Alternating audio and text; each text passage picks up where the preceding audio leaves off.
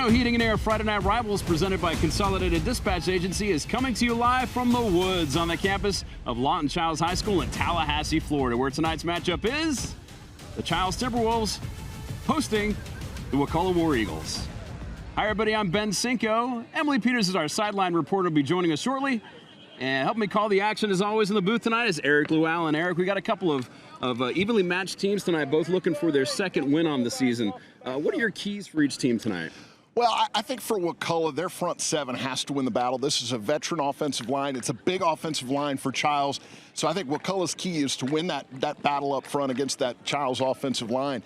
And for Chiles, I think they need to get pressure on Owen Cleese. He's a junior, but he hasn't played a lot because of his brother. He's got a lot of talent, but not the kind of experience that his brother had when he was a junior. Okay, you talked a little bit about players. Well, who are your key players for each team tonight? Well, I think with Wakulla, it is Owen Cleese. Yeah. I think he's going to have a big night here tonight for Wakulla to come through and win. And I think for Chiles, their offense really revolves around Taylor Jacobs Jr. If he gets things going, much better passer this year than last year. If he gets things going, they're going to be very tough. Great, thank you, Eric. The exciting action of Friday Night Rivals kicks off next on Tallahassee CW. Welcome back to the woods on the campus of Lawton Chiles High School in Tallahassee, Florida. Ben Cinco, Eric Llewellyn with you, and our third member of the team, Emily Peters, is on sideline. Emily. Okay, well, gonna get some things fixed down there. We promise Emily is here. Working hard on the sideline as always. Well, as we wait for that, we're about to get the game kicked off. We got the Wakulla getting ready to kick off to Chiles. It's like Harris and Thomas Matthews back deep for the Timberwolves. And here's the shoebox kickoff. The shoebox, home of the happy feet. He fielded. Brought down hard, but about the 30-yard line.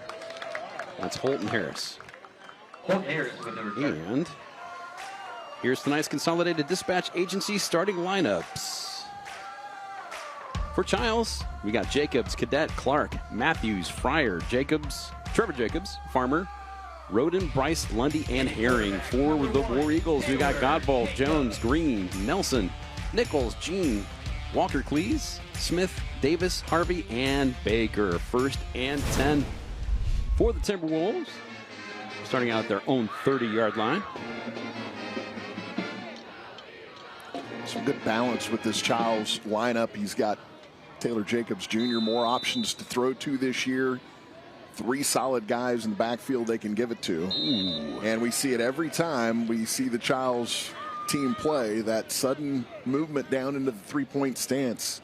Think about the old Cowboys, the old school Cowboys, except that they don't do the up almost to a full stand before they get down. And it feels like we see at least 1 or 2 offsides penalties caused by that, and we get one on before the first play of the game. That was Marlon Gardner who stepped across the line there. So 1st and 5, and we have another one. Yeah, the Cowboys still do that. They only do that when they're in victory formation these days. Ah, okay. Is that a little homage to the old days, the Tom Landry days? So, first Anderson and Hart 1st down on the evening. Most random Dallas Cowboy from those days, Preston Pearson. Nothing random about Preston. Yeah, kind of. He was the fullback. I mean, that's kind of random. Had a nice career. Okay, 1st and 10. Going to be a handoff, and met in the backfield. It's going to be a loss.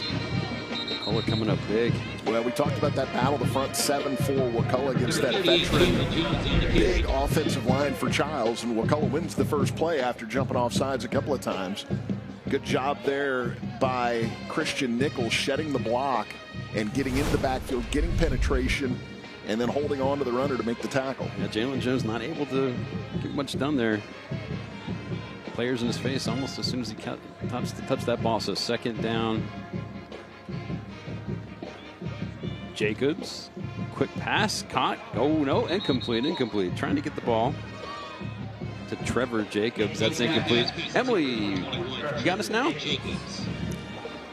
I do have you now, and I think you got me now too. And Ben, it's still drizzling a little bit, but we finally have enough dryness in the air to play a football game. And I think both coaches will be pretty happy that we are getting this one in. It's going to be a big win for whichever team that takes it home. Wakulla is generally the favored team. They went undefeated last year, and they're always a state championship caliber team. But they're coming off a loss last week from Taylor County. And to put it in perspective, guys, last year Wakulla tops Taylor County 61-0. So what's different? They're a little bit younger this year, but it won't be an easy one for the Timberwolves. Coach Reagans said that Wakulla is always very well coached, and there's a lot of talent out there. The respect is mutual. Wakulla's head coach, Scott Cleese, said Chiles might have their best team in program history this year. So, Ben, I think we're going to see both teams' best out here tonight despite the weather. Great. Thank you, Emily. And Taylor Jacobs got run out of bounds for a loss there, so it'll bring up a 4th down and about 15. So after a bit of a rough start there with the 2 offsides penalties, they get some of that yardage back and force the punt. Liam Delaney's punt, end over end. Fair catch caught at the 30-yard line. That's where the War Eagles will start off. We'll go ahead and get a look at the Consolidated Dispatch Agency starting lineups. For the War Eagles offense, we've got Owen Cleese, we've got Barnes, Hoffman, Thomas, Harvey, Ransom, Blair, Akins, Jones, Williams, and Wright. And for the Timberwolves defense, Strozier, Trotman, Lewis, Montez, Asantes, McCants, Harris, Mitchell, McNeely, Revel, and Douglas. 1st and 10 for the War Eagles, their first possession of this ball game. At their own 31-yard line, Owen Cleese and company come out. The older Cleese and Avion Thomas, that was quite a duo last year for Wakulla. And see if they have the same kind of chemistry with younger brother here. Cleese steps up in the pocket, feeling some pressure, falls ahead for a gain of about 2 yards. Pocket collapsed on him, and Cleese did a good job stepping up and at least not taking a negative yardage play on the first one from scrimmage there for Wakulla.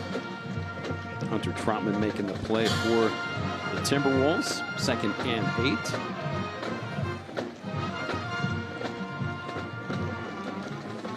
He's going to hand the ball off. It's downfield. That's Sion Ransom, yes. Another one we saw last year on that Wakulla offense. Good for an Anderson and Hart 1st down. Anderson and Hart, because you matter. Turn the corner quickly. Ransom averaged 7 yards a carry last year. This year checking in just under that at 6 yards a carry. So still some weapons back, a young team, but still some weapons from that team last year for Wakulla. 1st and 10, please. Quick pass, whistle. Getting out of the hands of Avion Thomas. So we've seen 2 drops tonight on what is likely to be a wet ball. Turf field here, so better footing in the wet weather than you would on grass and dirt, but doesn't mean the ball can't get wet and can get tough to catch. 2nd and 10 for the War Eagles, their own 48-yard line. Ransom, shoulder down, dives ahead. Looks like it is going to be good enough for a War Eagles 1st down. You know, it's funny when you get wet weather, wet football, a lot of coaches will stay away from the passing game because the ball can be tough to catch and be tough to hold on to. Bobby Bowden used to always love, if he had a quarterback that he knew could throw a wet football, he used to love to throw it in weather like this because it was tougher on the defensive backs. It's tough to cut when you don't know where the guy's going. When you're the receiver, you know where you're going, you know where you're going to cut. It's easier on you to do that, keep your footing. So he used to love to throw it if you had a guy who could throw a wet football. Please to Ransom. Ransom through the line of scrimmage, dives ahead, gain of about 9. Flag down. That one, I think, is going to come back. So who was a quarterback back then that was good at throwing that wet football? Chip Ferguson, well, Danny McManus, Chip Ferguson, P.T. Willis were all really good at throwing the wet football. We'd do wet football drills. They would get footballs out there that have a bucket of water. If we looked at the forecast, thought we were going to see some rain, they would actually dunk the football in the bucket of water. hold right there. They dunk the football in a bucket of water and throw the wet football in practice to get ready for what they thought was going to be a wet weekend. I think out of those three, Chip was probably the best one throwing the wet football. First and 20, ball at the Wakulla 49-yard line. Please, Ransom meeting some resistance, dives ahead for about 3 on that play. Initial contact for Chiles. Not have a 63 on our roster, but it was 63.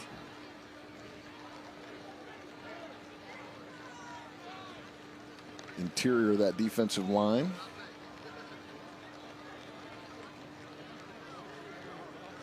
Second and long for Wakulla.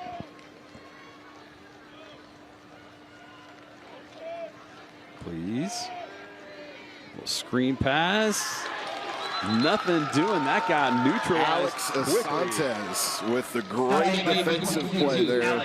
Sniffed out that screen. They tried to fake it out to the right and come back with the screen to the left. And Alex Asante is an outstanding play. And that's not an easy tackle to make.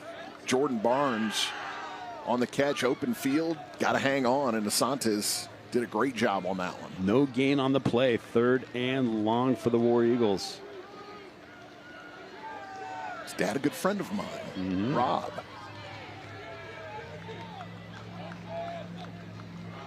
Hoffman in motion. Cleese rolls to his right. Looking for a receiver. Fires the ball downfield. 1-on-1. Almost picked off. Emerson McNeely did a good job going up for that one. Good coverage by McNeely. Ball a little underthrown, going for Avion Thomas there. But McNeely just couldn't hang on as he battled for that one. And that's a good job, too, I think, by Avion Thomas, not making it easy for McNeely to go up and come down with that one. Went for the ball, then turned into defender as he tried to fight for it. Owen Cleese will stay in the game on 4th and long. He is their punter as well, averaging about 40 yards a punt on the season.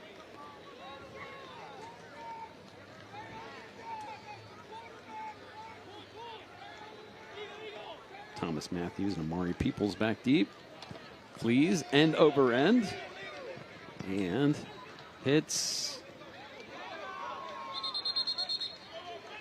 Can be down right about the 30-yard line. That's where Chiles will take over after this break. No score. Friday night rivals. Tallahassee CW. Closed captioning for tonight's game is brought to you by Awards for You. Encourage, recognize, celebrate. Welcome back to Tallahassee, Florida, on the campus of Lawton Chiles High School. Ben Cinco, Eric Llewellyn calling the action for you. Emily Peters on the sideline. Chiles will start their second drive of the ball game. No score. Defense came up big. All Jacobs backfield right now. No, that's not. That's Cadet. Was that? No, it was Cadet. Cadet? Okay. It's 20, not 21. I thought it was Trevor Jacobs back there at first.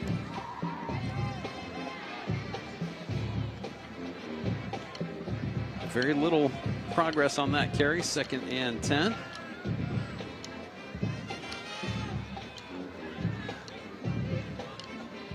Four receivers, one back for the Timberwolves. Jacobs fires the ball. Incomplete. That one was for his brother, Trevor Jacobs. Taylor Jacobs, a junior. Trevor Jacobs, a sophomore. Started the season last year on the junior varsity, then got called up and had a pretty good freshman campaign playing with the varsity last year.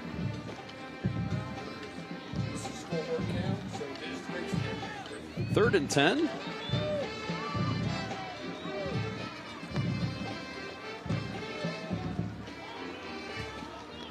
Four receivers, one back. The back will carry the ball, dive ahead. Short gain, bring up a 4th down. Gerald Clark that time. Call his number there on 3rd down.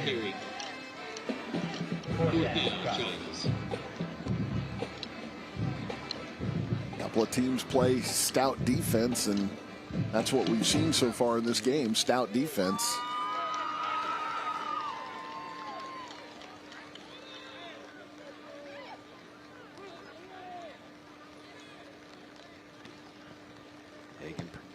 Kick end over end. And down to about, let's see where they mark this thing. At the 36-yard line, that's where Wakulla will start. After this break, no score, 5:26 to go in the first quarter. Friday Night Rivals on Tallahassee CW. Second down and 9 for the War Eagles. Cleese rolls right, look for something to happen, fires the ball downfield, back across the field, incomplete. Those Live Oak boys stick together. Swanee County High School, Bill Reagans and Matt Fryer. Matt's brother Todd. Yep. Played 1 year with Matt myself, and Todd a little bit behind Matt, but know him well. Never forget the time that Matt Fryer completely smoked Rohan Marley. Ooh, the Rat.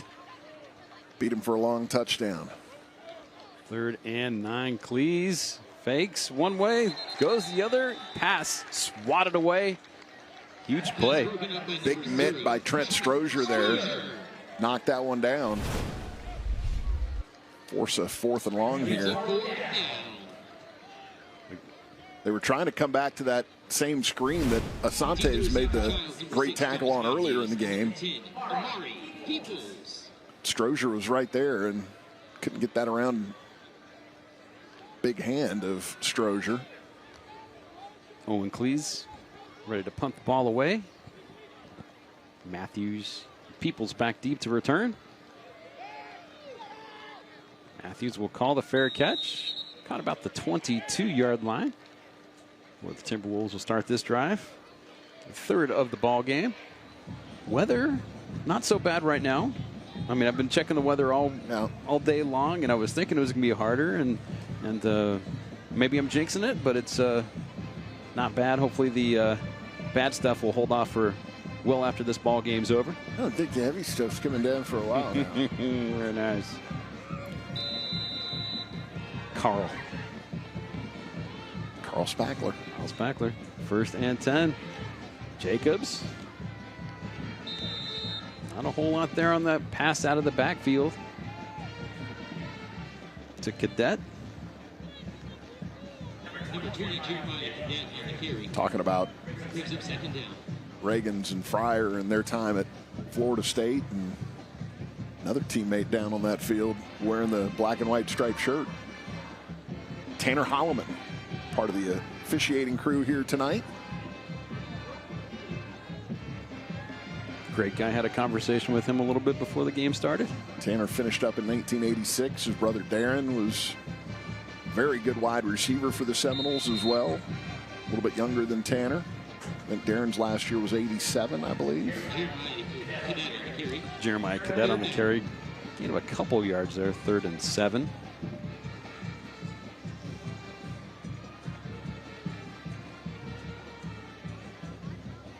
It's kind of a feeling out process right now. Not trying anything dangerous right now. Well, I think a lot of that too is a couple of coaches who have a lot of respect for the way their opponent can play defense. So I think that's a part of it as well. Jacobs. That's a great catch. Cade Fryer. See, Emily spoke that one into existence right there, didn't she? Fryer with a catch. Jacobs threw a dart. Fryer, a little sliding catch. Got the hands underneath that between the turf and the ball. Good for an Anderson and Hart first down. Anderson and Hart, because you matter. Chiles' second first down, but the first down they got in this game was the 2 offsides penalties to start the game. So that's the first one where they've actually moved the ball.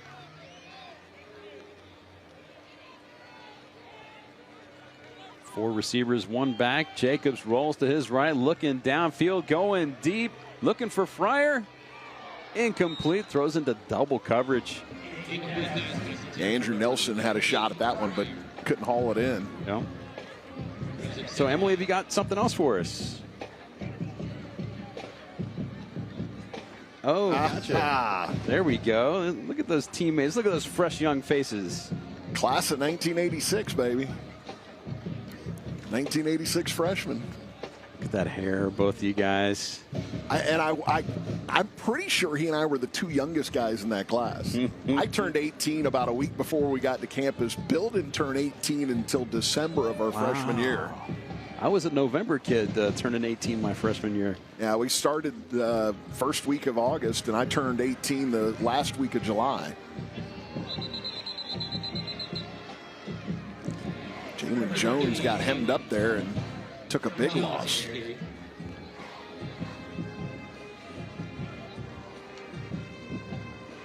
So 3rd and long for the Timberwolves.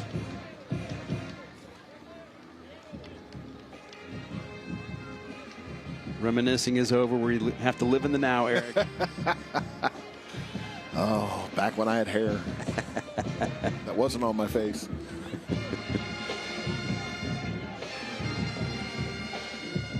Jacobs feeling the pressure, escapes the pressure for a moment.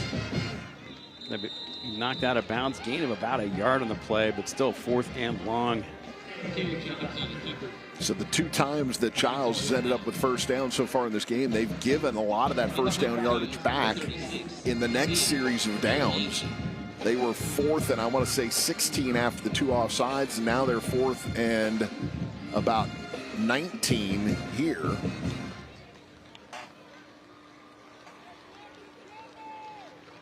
And Delaney comes on out to punt this ball away.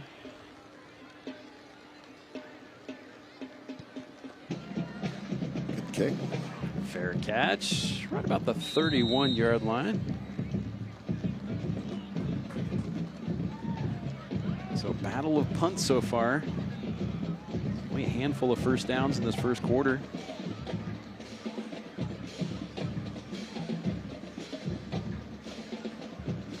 Both these teams come in on the season with feeling a taste of victory, 1-1. Wakulla started out with a 41-14 win at versus Port St. Joe, but took one on the chin, 27-20 to a much improved Taylor County team last week. Yeah, we did that game last year in Crawfordville. The Taylor County that Emily mentioned, the 61-0 game. Yeah. So 1st and 10, handoff. I believe we had running clock the whole second half of that one. Sure did. Got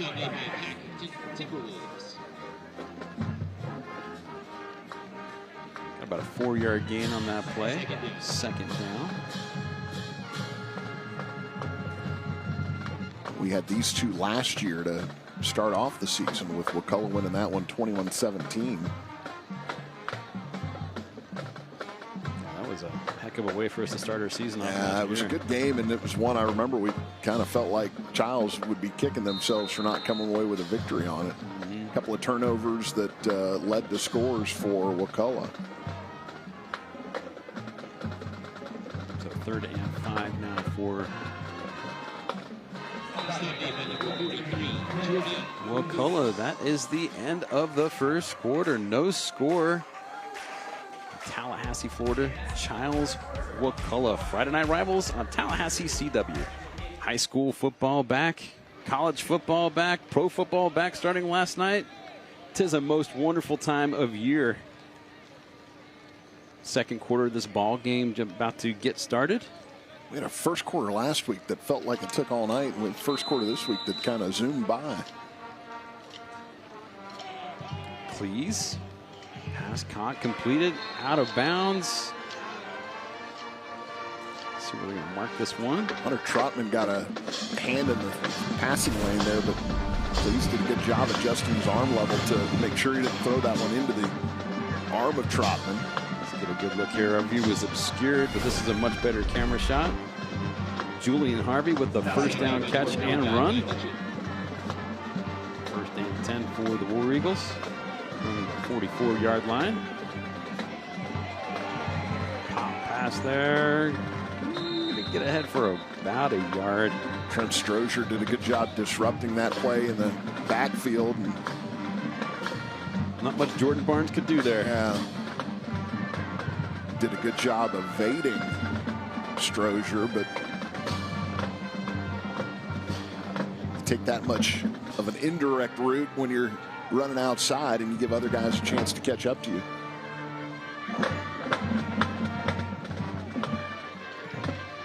Bill Reagan's pacing the sidelines.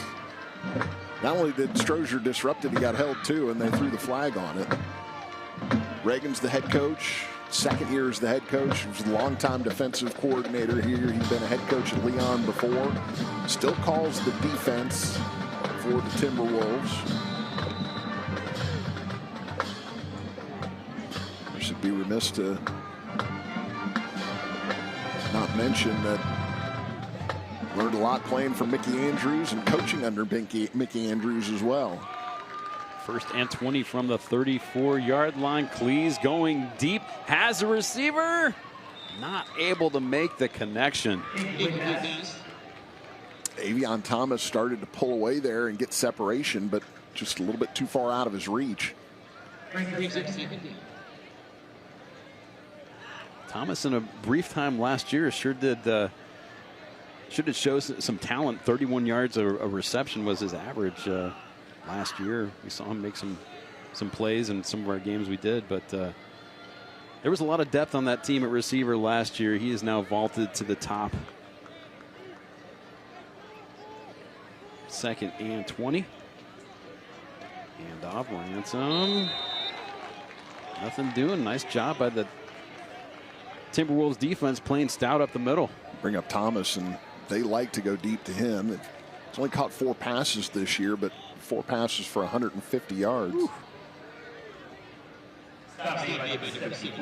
And 3 of the 4 catches he's got have gone for touchdowns. So improved on that 31-yard average last year with the 37, almost 38 yards a catch this year.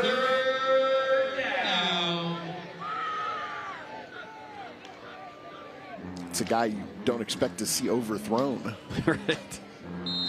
Cleese going with that hard count. Chiles did not bite. Take a break on the field. We'll take a break here as well. 10:35 to go in the second quarter. No score from the Woods. Stay tuned for the Stubbs Roofing and Gutters halftime report. We'll have this week's Werner Hyundai and Werner Kia Scholar athletes. We'll also talk with tonight's participating school administrators, plus Thursday Night Lights and Friday Night Rivals highlights from across the country. All coming up in the Stubbs Roofing and Gutters halftime report. Stubbs Roofing and Gutters, your shelter through the storm.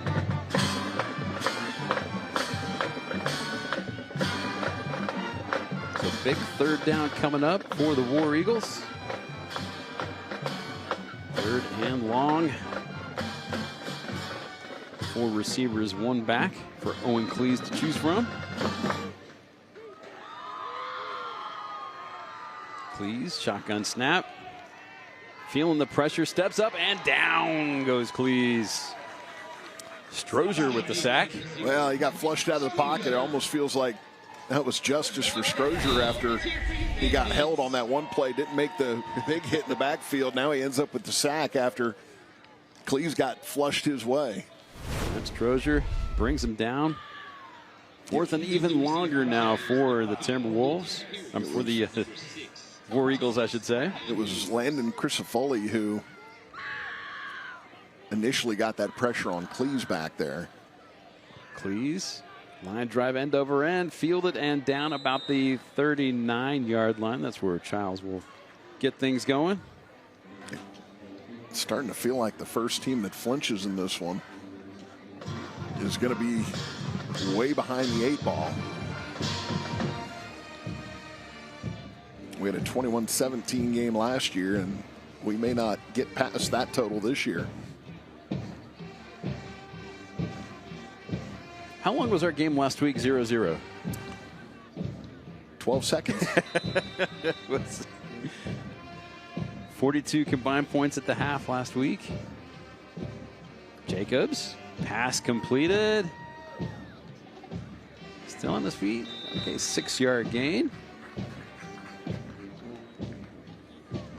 Mundridge on the catch.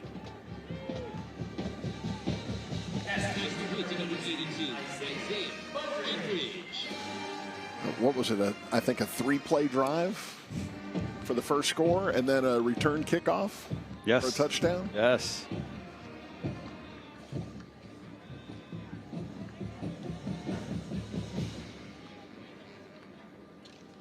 Second down.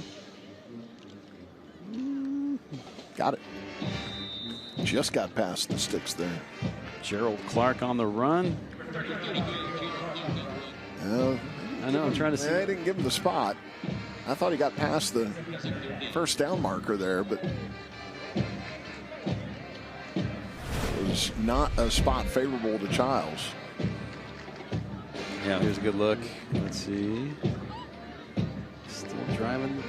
Falls ahead. Yeah, I think you're right. Yeah, that's should have been a better spot. Yeah, you could see the ball's in his right arm, and it's at the 49 when he goes down, which still may be about 4 inches short. Well, I thought we had a jump offside there, but we did not. Big play in the backfield for the War Eagles. Wyatt Brown with the big stop. Wow. Yeah, I thought they got him again with that movement by the line. Jalen Jones gets hit right almost as soon as he gets that handoff. Well, I gave all the credit to Wyatt Brown there, but Chris Smith was in on that tackle as well. So lost about a half a yard on the play, going to bring up 4th down. I feel like you need to do something with a little run pass option here for Taylor Jacobs. Get him out of the pocket, let him have a little short option, or let him tuck it and go if he gets some turf in front of him. Now we're going to get a timeout by Chiles. Timeout for us as well. 7:51 to go in the second quarter. No score from the Woods. Tallahassee CW. Welcome back to Friday Night Rivals. We're going to give you a good look at what the Jacobs has felt tonight. This Wakulla defense has been quite stingy. Well, we talked about the front 7 for Wakulla needing to have a big night against a tough offensive line, a very big offensive line for Chiles, and so far they've been up to the task here against that Chiles front 5. After that last play you just saw, it's going to bring us to where we are right now, 4th and about a yard. Close to midfield for the Timberwolves.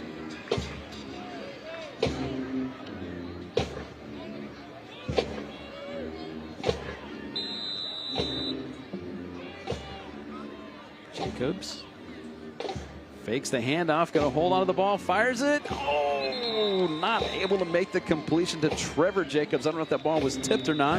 Yeah, it was tipped. I think it was Chris Smith who got a hand on that one for Wakulla. 23 right here to the right side of the screen, just reaches up and gets a little piece of that. Good camera work there. So Wakulla will take over with the ball placed into Chiles territory, right about the 48.5-yard line. 1st and 10 from there. Best field position of the night. I think this is the first time, it's the first time either team has been in the other team's territory. Cleese hands it to Ransom. Ransom gets around the edge, dives ahead, gain of about 8 on that play. Sion Ramson. Well, at some point, too, defenses are going to start getting tired. I know a lot of people hear that and they say, well, but the other team's offense is on the field as well, but the offense doesn't spend as much time turning and pursuing to go after a ball carrier, to go after a receiver who catches the football. The defenders, most of those guys are turning and pursuing. They'll get a little more tired out than the offense will. Ransom meeting 3 Timberwolves in the backfield. Going to be brought down for a loss there on that play. Jordell Lewis also had Alex Asantes in there.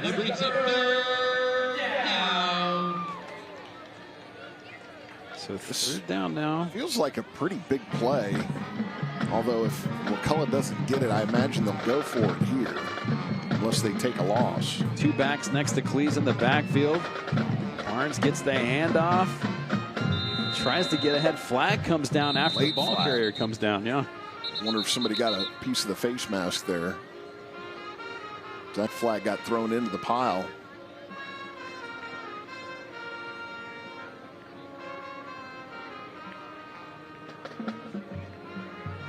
One came from the umpire. A lot of times you see holding from the umpire, but with where that one was, yep, it's going to be a face mask. That's a costly penalty for Chiles. So that'll be good for a Weston Trawick Electrical Contractors. And nope, wrong read. That's actually a Flooring America first down where friends send friends. So I said the Weston Trawick thing so much last week. So many touchdowns we had, it just felt like I had to say it. You know? So now instead of 4th and 2 or 3, you've got 1st and 10 inside the 40. Please. Caught. Dives ahead. Huge play there for Julian Harvey Wakulla on the slant.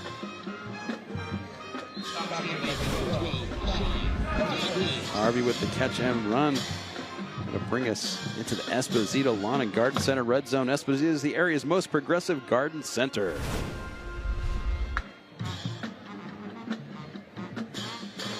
Well, now you've got to finish the drive here.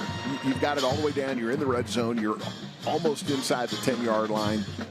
You got it there at about the 13. You've got to be able to finish this drive. First attempt at the 12. Ransom takes the handoff, gets through the line. Short gain. I like the sequence so far for Wakulla here, not getting cued. Just relying on that offensive line, running behind him, quick slant. The only passing play so far.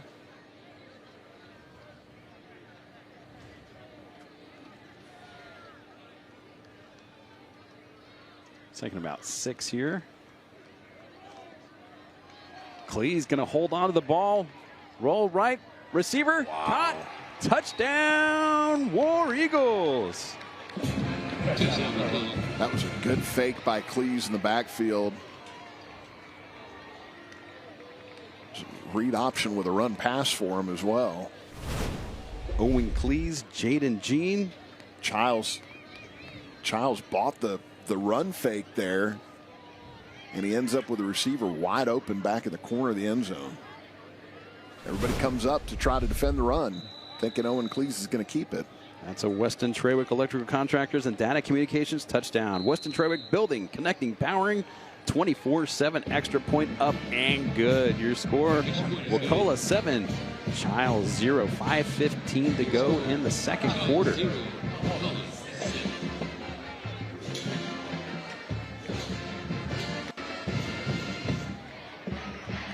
Well, it took us a quarter and a half for us to get our first points of the ball game.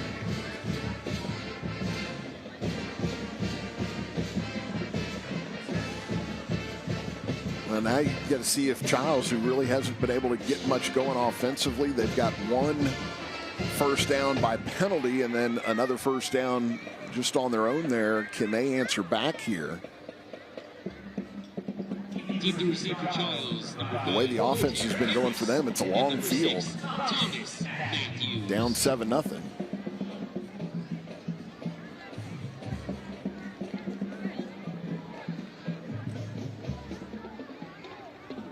So the rain is still holding off. It's looking pretty good down there. We're anticipating a deluge tonight, but at this point, not looking like it. So good to see.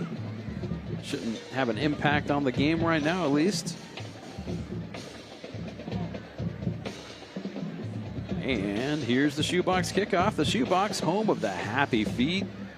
Up the middle, line drive, end over end. Going to be fielded and brought down right about the 32-yard line. Well, both their kickoffs tonight have been little squibs back up the middle. That one was a little more precarious for Chiles than the first one. Initially misplayed, but then falling on it is Brady Van Landingham. Must be my neighbor. Him and his family.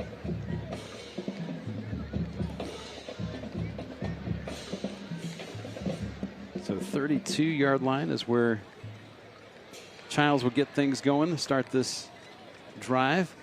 About 5 minutes to go in this first half. Down 7-0 to Wakulla.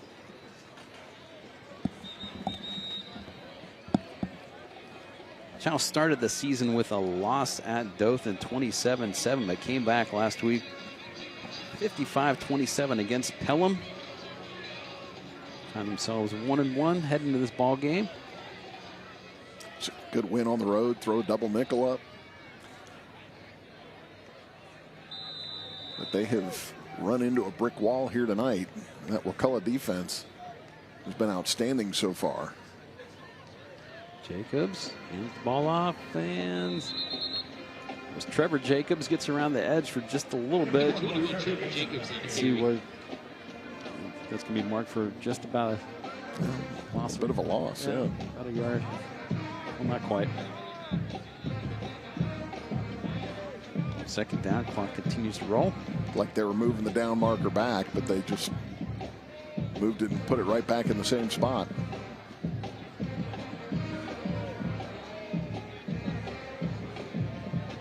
Jacobs, two backs in the backfield. It's off.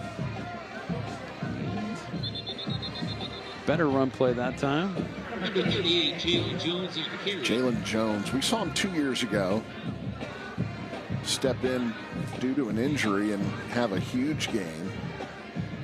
Then he did not play last year. He was on the roster, but he did not play. Averaging 12 yards a carry this year. Yeah, that was big when he played 2 years ago. You remember Trey Jones, who was a phenomenal running back for this team, went down, was nicked up for a little bit, and young Jalen Jones came in, stepped in. Heck of a job filling in while Trey was out.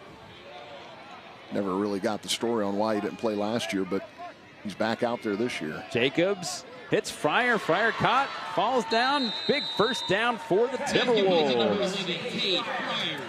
Yeah, that's by far the biggest play of the game, really, for either team.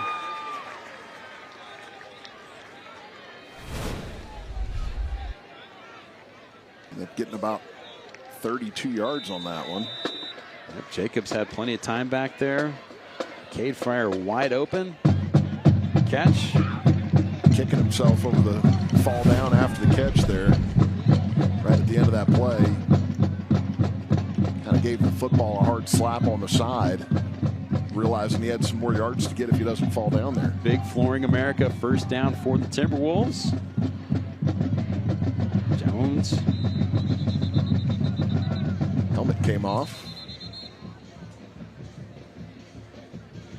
He'll have to come out for at least a play. Flag came out there too. Yep.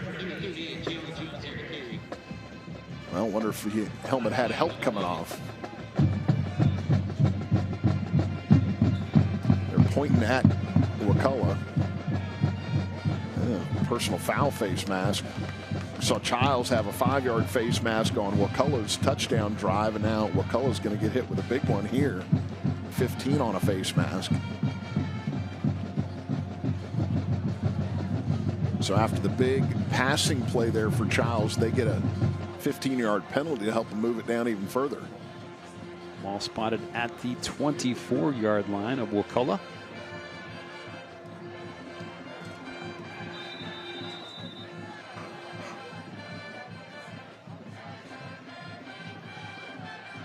Quick hitter Trevor dives ahead to about almost to the 20. Thought for a second there he was going to wiggle out of that. He's fun to watch when he gets in space. Trevor Jacobs is. Just couldn't get that foot loose. Ball spotted just inside the 21-yard line. Be second down from there.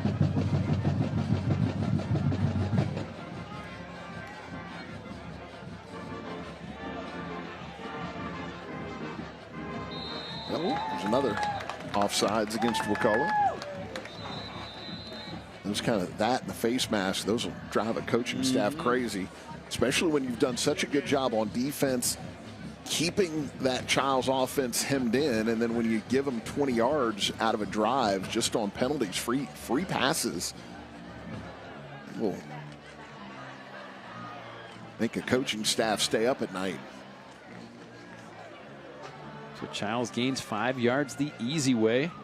First 2 plays of the game, well, first 2 times Chiles lined up, they drew 2 offsides penalties. It's the 3rd offsides against Wakulla here tonight. Ball placed down just about the 15-yard line. We're now inside the Esposito's Lawn and Garden Center red zone. 2nd and a couple here.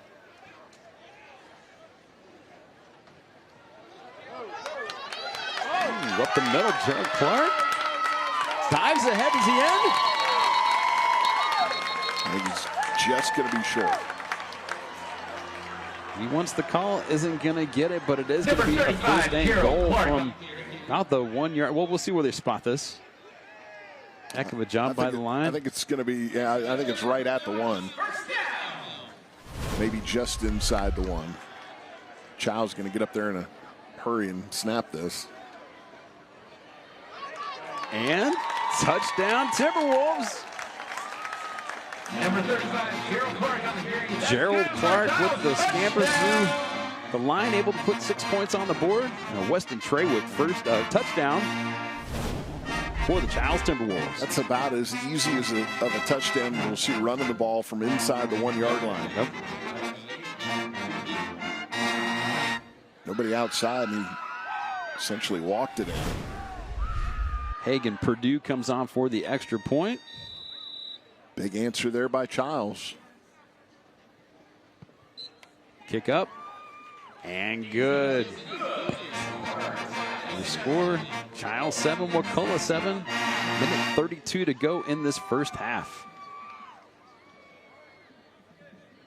We wanted some points. We got some points in the second quarter, folks.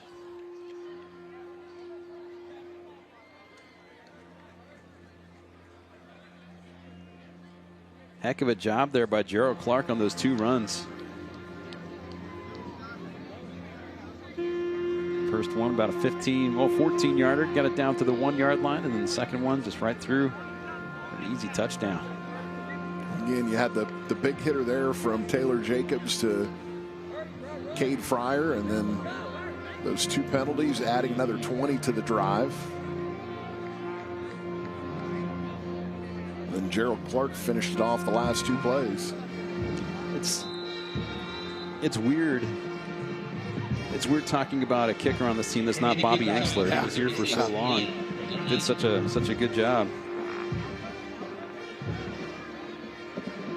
for so many years. Now the job is Hagen Purdue's.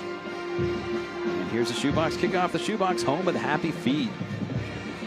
It skips into the end zone for a touchback. During the fourth quarter of tonight's game, we'll be selecting the Barineau Heating and Air Player of the Game. Barineau Heating and Air, we will always be there for you.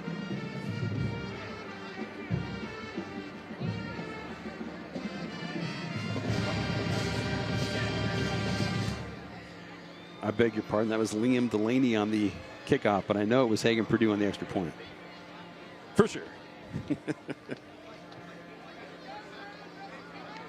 That's just like I'm saying, we're just so used to saying Bobby Engsler. Bobby Engsler, you know?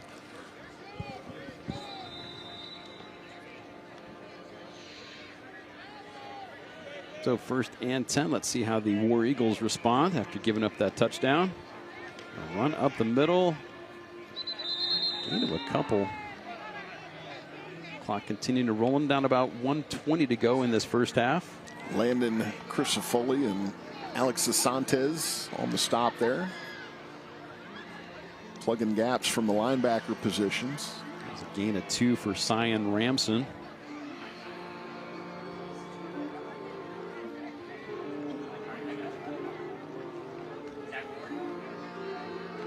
McCullough in no hurry to get a play off here.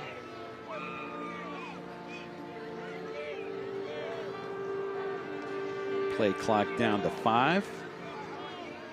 Hand off through the middle.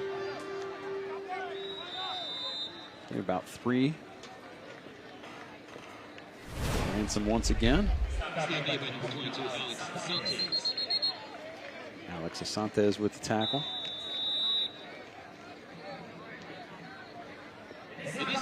Wrapped him up quite well. To give a very special shout out to TPD officer and Charles alumni class of 2018, Zach Warren. Stay tuned for the Stubbs Roofing and Gutters halftime report. We'll have this week's Werner Hyundai and Werner Kia Scholar athletes. We'll also talk to tonight's participating school administrators, plus Thursday Night Lights and Friday Night Rivals highlights from across the country. All coming up in the Stubbs Roofing and Gutters halftime report. Stubbs Roofers and Gutters, we will all your shelter through the storm.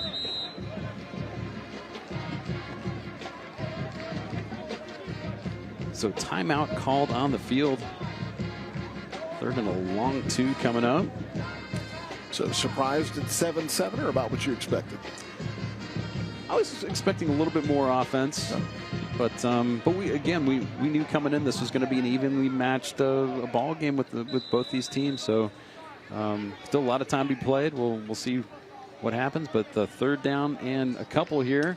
Cleese fakes the handoff, looking deep downfield, going to be intercepted. Emerson McNeely, good adjustment on that pass. Cleese a little bit underthrown. He was trying to get it to Jalen Jones there. And yes, there's a Jalen Jones on both teams. That's right. Trying to get it to Jalen Jones there, underthrown a little bit. Good adjustment there by McNeely to come up with the pick. And now if you're Chiles, do you try to take a hit down the field, or do you just run out the clock here and head to the locker room? Near the conclusion of tonight's game, we'll be selecting the Barineau Heating and Air play of the game. Barineau Heating and Air, we will always be there for you. So Timberwolves will take over at their own 35-yard line. 21 seconds to go in the half. After that McNeely interception.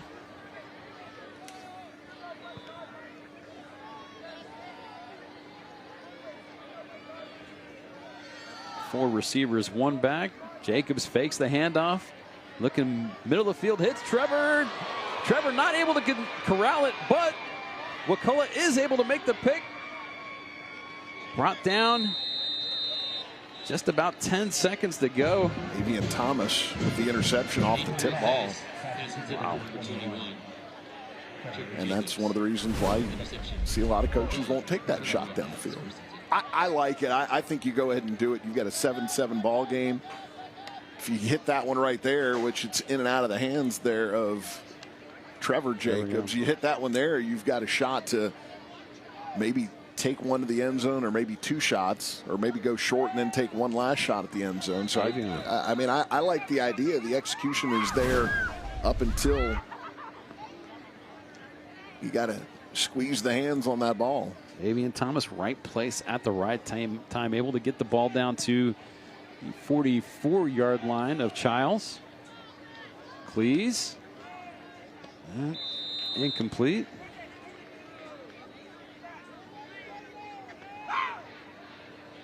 Not a lot of time left for Wakulla to work with.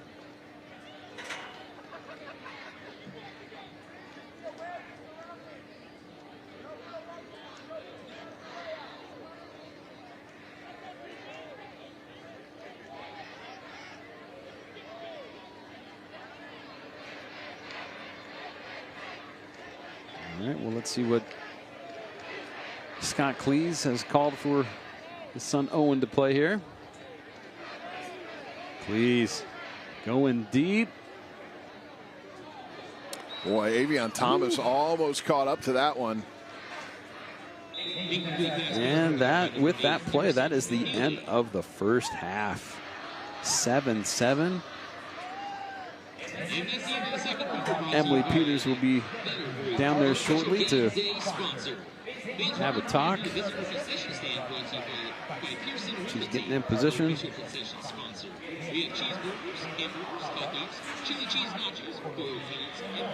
All right, Emily Peters.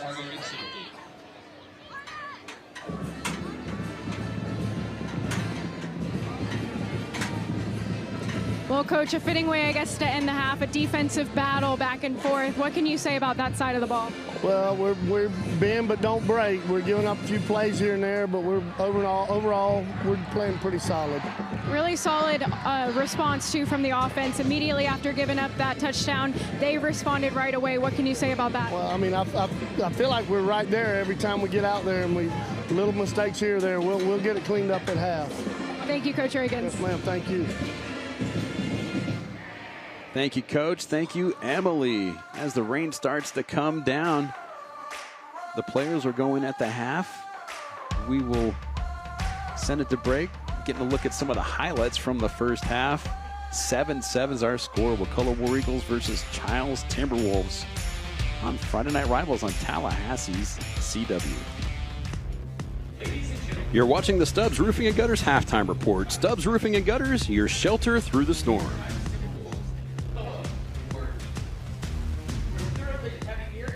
Hi, my name is Kamar Edwards. I'm the new car sales manager here at Warner Hyundai. We're proud to be part of this community, and we're proud to present the Scholar Athlete of the Week.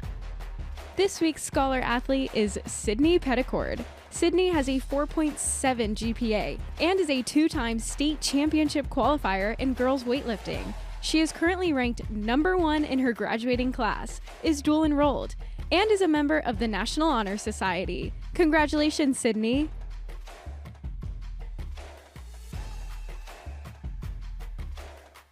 Hi, I'm Paul, General Manager of Warner Kia. We are proud to be part of this community, and we're proud to introduce the Scholar Athlete of the Week. This week's Scholar Athlete is Mason Roden. Mason has a 4.33 GPA and is a captain of the varsity football team. He's also a member of the National Honor Society, Youth Leadership Tallahassee, and volunteers with HCA Florida Capital Hospital. Congratulations, Mason.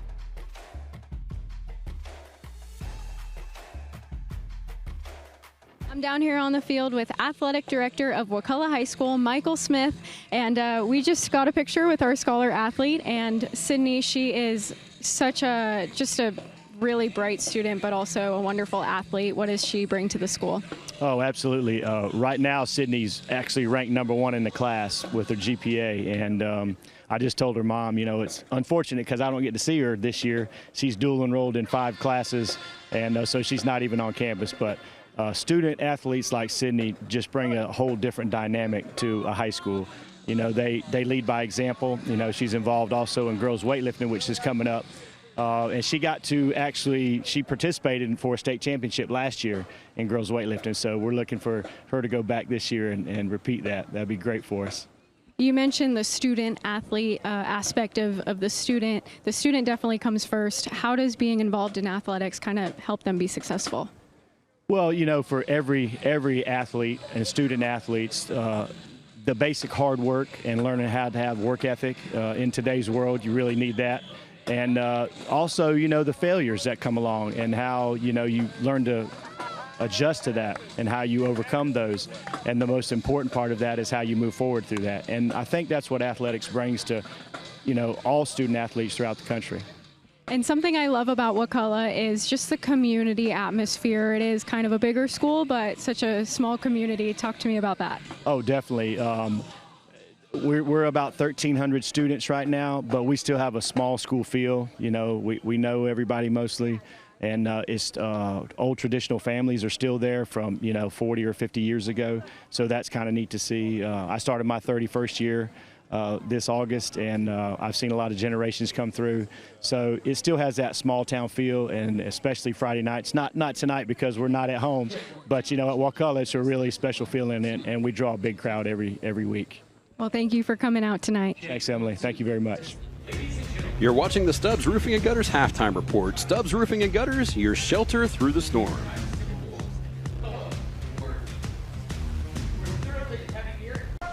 I'm out here at Barineau Heating and Air with Patrick. And Patrick, you guys have been involved with Friday Night Rivals since the beginning. What is it about this partnership that keeps you guys coming back? Yeah, I mean, anytime that we can be in front of our local schools, local families, and support what high school football brings to our community, it's a win-win. And us being a local company with local employees, we have kids that go to these schools. It just makes perfect sense. Let's build on that a little bit, because I know as a parent you have students in high school athletics. Why is it important for the community to be involved? Yeah, so with most schools, it's hard to raise all the money and funding that schools need to support their sports, and this is just a small way for us to give back to those schools. And let's talk about that local business aspect. Why is that important for customers to know you guys have been in this community for a long time now? Yeah, so when you deal with local companies, the owners are local, the employees are local, it keeps everything local. So, there's a lot of options when it comes to air conditioning, but there's very few that are true Tallahassee local. Well, thank you, Patrick. Thank you.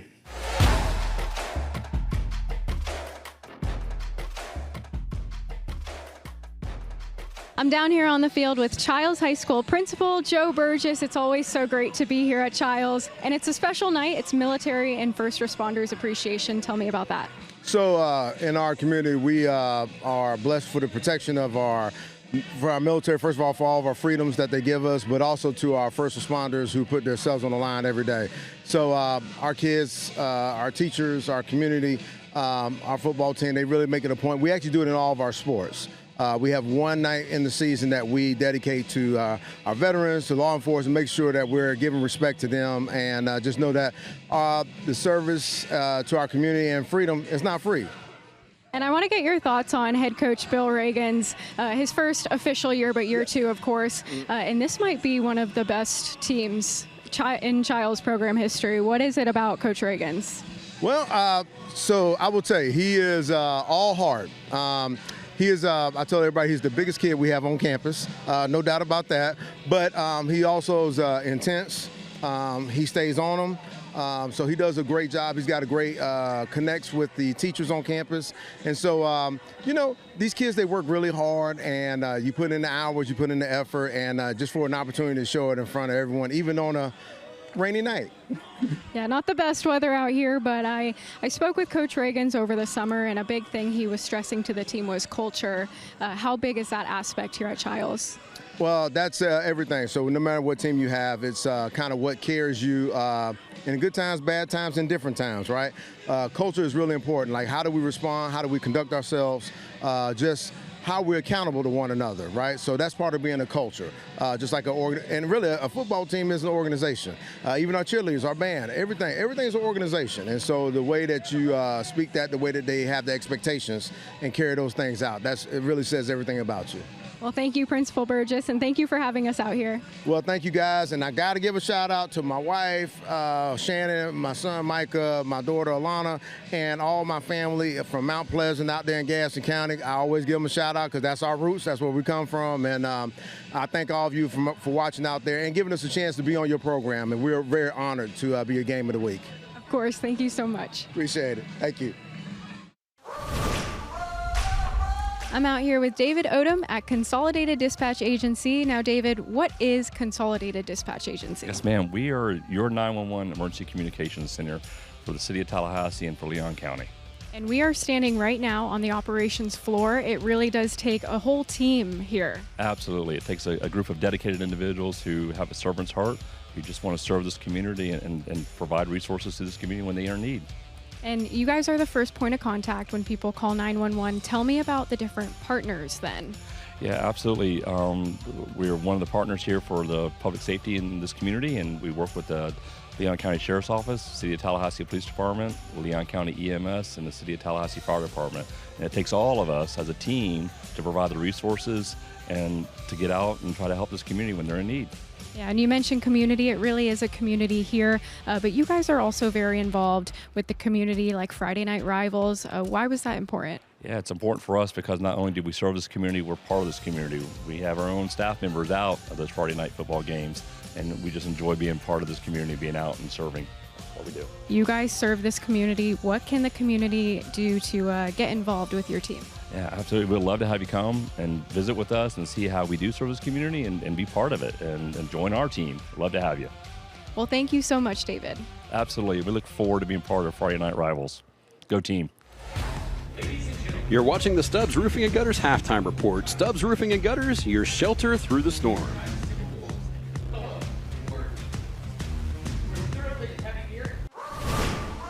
Hi everyone, I'm out here at Stubbs Roofing with Cindy. And Cindy, when I think of this time of year, I immediately think of football season, but it's still storm season and it's really ramping up. So what reminders do you have for families? Yes, Emily. So storm season has begun, and even though we haven't had severe weather, we may still get some this year. Now is the perfect time to take advantage of our free inspections. And it's important to have inspections done regularly to prevent any issues from causing major damage. It's important to make sure that our families are protected, that our roofs are secure in good conditions. When we do come out, we are always transparent about what really needs to get done. And that is something that really sets you guys apart, is the transparency with clients. Tell me a little bit more about that. Yes, so we are completely honest with our clients. We, let them know if, repairs are necessary or if, it's time for a new roof. But we don't just try to, sell them a repair. We understand that's more than a house. It's a home where, families are growing together. And families are probably at home right now watching Friday Night Rivals, and so happy that you guys are participating this year. What inspired you guys to participate? Well, really, we just love to be part of the community, to give back. The community has always supported us as a company, and so we just really want to give back to them. Well, thank you, Cindy. Thank you, Emily.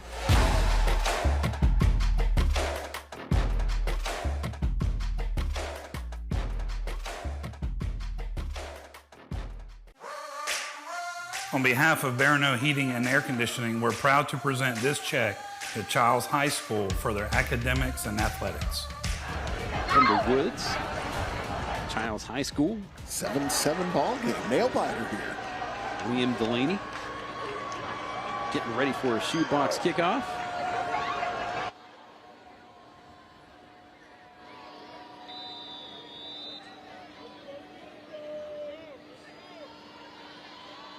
Here's the shoebox kickoff. The shoebox, the home of the happy feet, into the end zone for a touchback. Wakulla will get things started for the second half. Speaking of Wakulla, Emily Peters down with head coach Scott Cleese. Emily. Well, yeah, Ben, I just spoke with him as he was running back out to the field, and he said, I loved how our team played in that first half. They were gritty. They fought. The defense did a phenomenal job. We're a young team. We have one returning starter on the offense, one returning starter on the defense, and they're figuring it out. And I asked him, I said, that defense has been out there a lot. How do you keep them fresh and energized for the second half? And he said, well, if they want to win this game, they're going to keep playing. It's as simple as that. So we're getting ready for another half of football out here, Ben, and I think the Wakulla War Eagles are ready to go. All right. Thank you, Emily. Pass complete. Caught by Danny Gugbolt. Quick hitter there on first down. Nice little gain of about 6.5, maybe 7. Godbolt's first catch of the night. Came in, 7 catches, 111 yards, and 2 touchdowns on the season.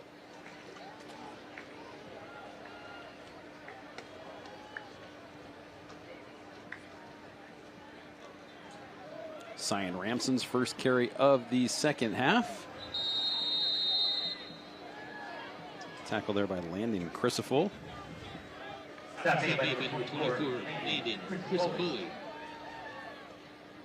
Crisafulli, I should say. Good for a first down for the War Eagles. Now, all the trouble they had moving the ball in the first half, they come right out 2 plays and pick up a first down. Can they string that together? 3 receivers to Cleese's left. They hand the ball off to Ransom up the middle. Ransom gets hit but keeps going. I thought of that touchdown drive. They went to the downhill running attack, and it worked for them. Stop by number 16. Run downhill here as well. Nice gain on first down. Blanton Ravel helps bring down Sion Ramson with authority. 2nd and 2. Cleese. Out of the backfield, catch and run. That is going to be a touchdown for Godball. Weston Treywick, touchdown for the Timberwolves. War Eagles, sorry about that. Got so excited. Danny Godball, catch and run. That one was almost overthrown. He just got fingers on it. And then just beat everybody down the sideline. 70 yards. Cleese to Godball. So a game with very little offense in the first half and great defense. And Wakulla comes out and scores in 1 minute and 10 seconds here in the second half. Extra point is up. And good. Your score, Wakulla 14. Chiles 7 will go ahead and send it to break. It's Friday Night Rivals on Tallahassee CW. Closed captioning for tonight's game is brought to you by Awards for You. Encourage, recognize, celebrate. What a way for the second half to get started. 70-yard catch and run. Owen Cleese. Danny Godball. Puts Wakulla up 14-7. Colby Carranza ready to give us a shoebox kickoff. Caught to 20, 25. And that's where 26-yard line is where Chiles will set up for their first drive of the second half. Jaden Jean on the tackle. First down, Chiles. Greg, Eric. Yes. Your assessment of the Timberwolves first half, please. I mean, I will answer there. I'm not sure that I would answer Greg, however. Now, what was the question again? Your assessment of the Timberwolves first half on offense. Well, you know, it was a good answer on when they got the ball right after the Wakulla touchdown. Now they're in a spot where they've got to do it again. But, you know, they just really, Wakulla, I thought, just smothered everything they tried to do in the first half. Jones. He's headed for a couple there. Well, and he's going to keep chugging away at that, too, and ends up picking up about 6. And I think they may need to do more of that. They had success during that touchdown drive after getting the long pass completion to Fryer. They went to the bigger backs, Jalen Jones and then Gerald Clark, who ended up getting the last 15 yards on 2 carries for that touchdown. And I talked about Wakulla going to the downhill running game, and let's see if Chiles tries to do the same thing here. Jacobs to Trevor Jacobs with the catch, run. Scored ahead to about the 36-yard line. Brother to brother there. Taylor to Trevor. Had a couple of balls go off of Trevor's hands in the first half. He hung on to that one and turned it into a first down. That play good for an Anderson and Hart first down. Anderson and Hart, because you matter.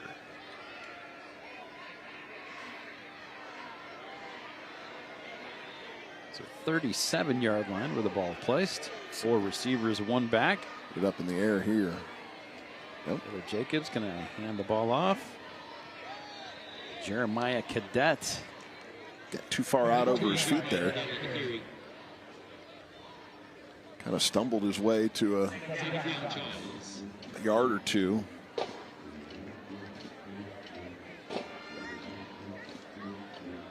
Just had that weight too far forward and couldn't get his feet to catch up to the upper half of his body.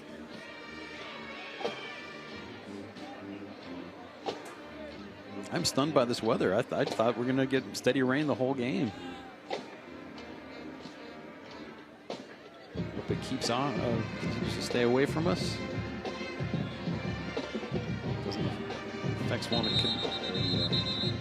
conditions won't affect things here. So delay? No. Nope. False start.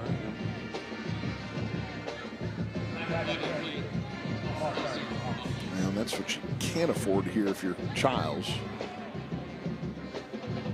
And you're down 7 in a low-scoring game, looking to answer after a Wakulla touchdown. You don't want to give back any yards.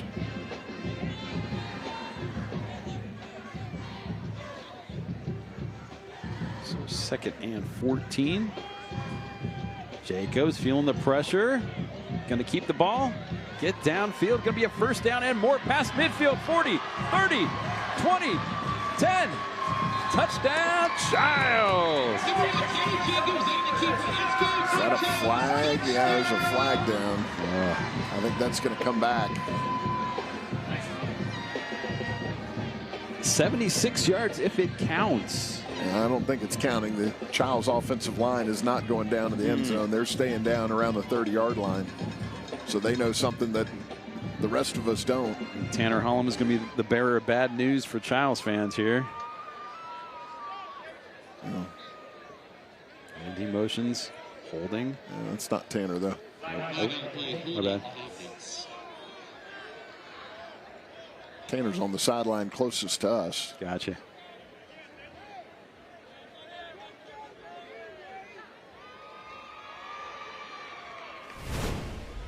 So that hold will negate the Taylor Jacobs touchdown run. Yeah. Left tackle. And it's it's a call. You get your hands outside of the torso. You keep them in the torso. You keep them within the torso. You're going to be given more leeway as far as what you do. Jacobs to Fryer. Get close to the original line of scrimmage there. It'll still be 3rd and about 11. So basically, straight line at your shoulders, right below the neck, from shoulder to shoulder, down into the chest and stomach area. You keep your hands in there. They'll let you grab, they'll let you pull a little bit. If there starts to be separation, you got to let it go, because then they'll see the hands, they'll call it. But if you get those hands outside, the arms on the back, which is what happened there, they're going to call it every time. Well, I don't want to say they'll call it every time, but they'll call it a lot more frequently. More often than not, yeah. So 3rd down. Jacobs feeling the pressure again, steps up, able to evade some of the guys, falls ahead for about a 2-yard gain, be 4th down. And we'll see Liam Delaney come out, punt this ball away. Get another look at the rush by Wakulla. Number 36, Liam Delaney.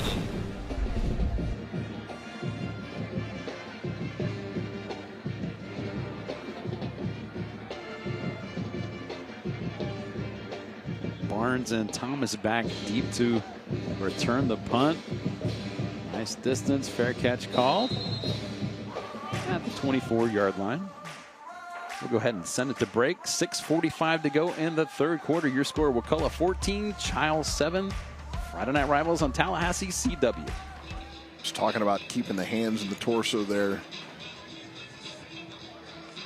With Wakulla, one of the teams here tonight, played with a guy named Parrish Barwick, who's from Crawfordville. Called him Puddin'. That's a Crawford. That guy, he would get right under the breastplate of the shoulder pads, and he could clamp on anybody. Yeah. And he was so strong, he just hold you right there, and he'd stay in that position. He wouldn't get called for holding. Cleese. Barnes with the catch, but nothing doing. Holton Harris. Once again, making his presence known. Did he announce his presence with authority? With authority.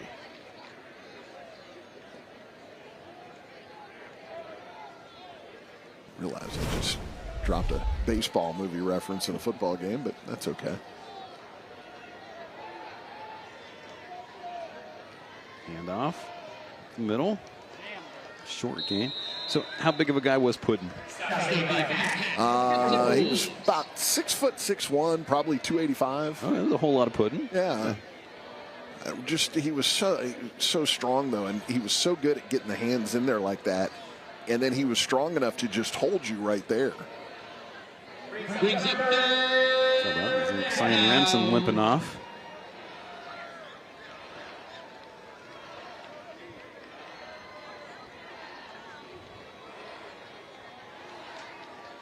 Third and 9 for the War Eagles. His dad had Barwick Seafood in Crawfordville.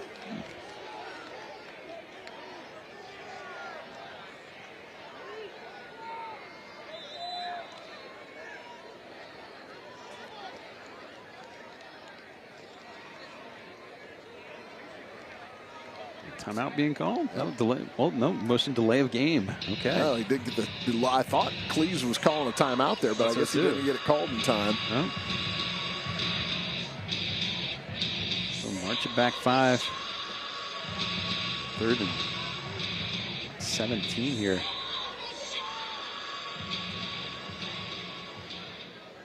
This military appreciation and first responders night tonight.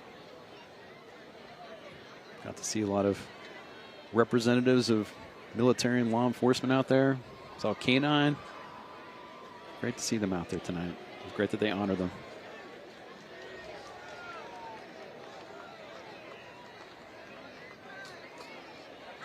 Cleese. Right down, trying to get the ball to Thomas. Thomas jumps up. Not able to bring it down. Double covered there. We've seen a lot of Emerson McNeely. Had an interception in the first half. He was on the break up there.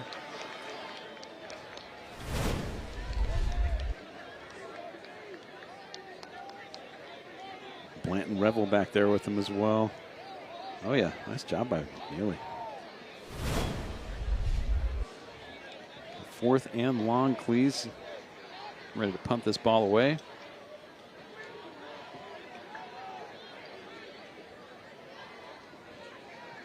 There's Matthew back to return this one. Going to be fair caught at the 49-yard line. Now you get good field position for Chiles, so you got to do something with it. Down 7. Later in tonight's game, we'll be showcasing the Consolidated Dispatch Agency Drive of the Game. Consolidated Dispatch Agency, service to others. It's appropriate. We were just talking about first responders. You start talking about the Consolidated Dispatch Agency.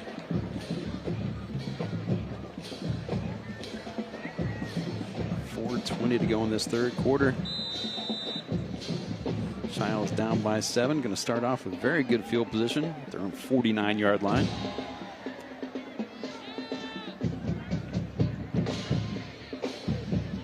Don't forget, folks, we will have these Chiles Timberwolves next week on Friday Night Rivals. Taking on Ricker's Raiders.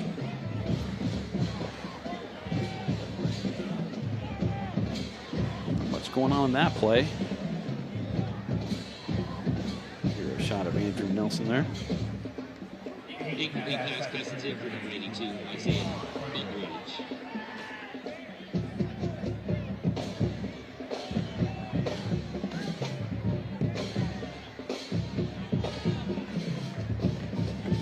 So 2nd and 10.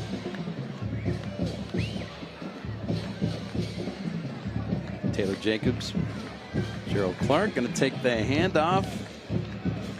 Met by a couple of War Eagles. I don't have the breakdown in front of me, but it feels like every time they try to go wide, Wakulla stuffs it. Good speed on that defense as far as the linebackers go. Walker Cleese making a play. Owen's cousin.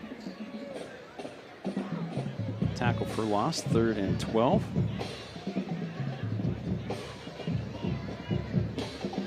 Jacobs got some time, steps up, fires the ball deep, has receiver. Oh! Got him open. Trying to get the ball to Fryer. Yeah, Taylor Jacobs beating himself up a little bit there for missing Cade Fryer.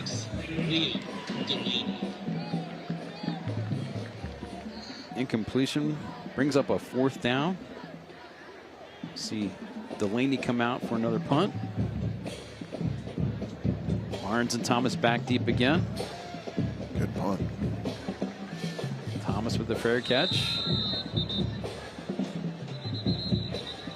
During the fourth quarter of tonight's game, we'll be selecting the Barineau Heating and Air Player of the Game. Barineau Heating and Air, we will always be there for you.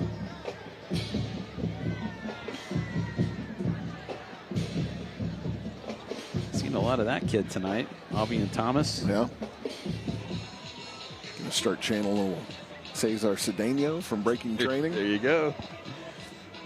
My second baseball movie reference of the night during the football game. Bob Watson. Yeah. Omar Moreno. Yeah. Yep. But none of them could hold a candle to Kelly Leak. That's right. My entire childhood, I thought his name was Kelly Lee. So you say, now batting, number 3, Kelly Lee. I thought it was Lee, not Leak. Didn't have IMDb to look it up or Wikipedia. First and 10. Godbolt takes the handoff, showing that speed once again. Got 16 yards downfield very quickly. Good for an Anderson and Hart first down.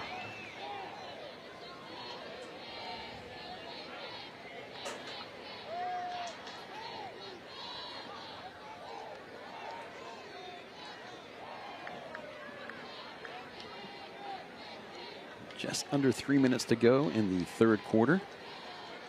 Wakulla leading this one 14-7.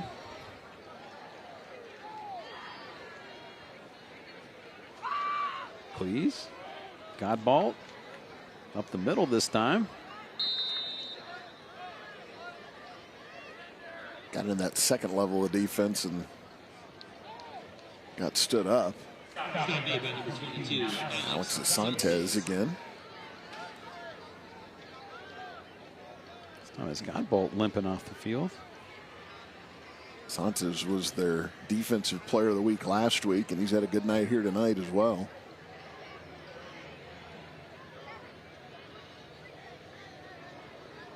Ransom and Barnes next to Cleese. This will be Barnes with the carry. Close to the marker. Yeah, I think he's going to be about a yard short. Yep. Said he got it. Near the conclusion of tonight's game, we'll be selecting the Barineau Heating and Air Play of the Game. Barineau Heating and Air, we will always be there for you. So another Anderson and Hart first down for the War Eagles. All right at the 40-yard line.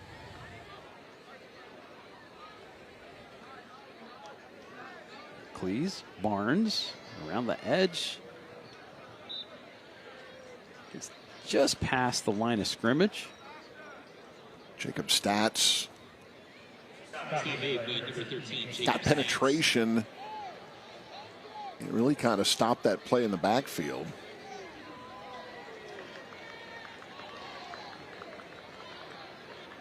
Got up the field from that defensive end slot.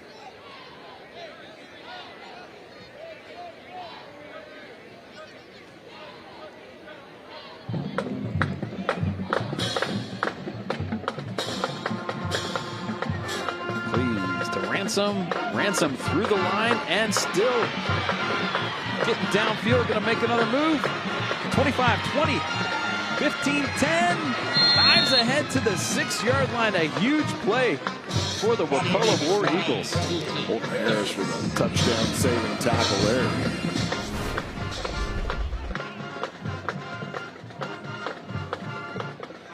Get a good look at Sion Ramson. Well, I guess he's okay. We saw him limp off a little bit ago, but not showing any ill effects on that run.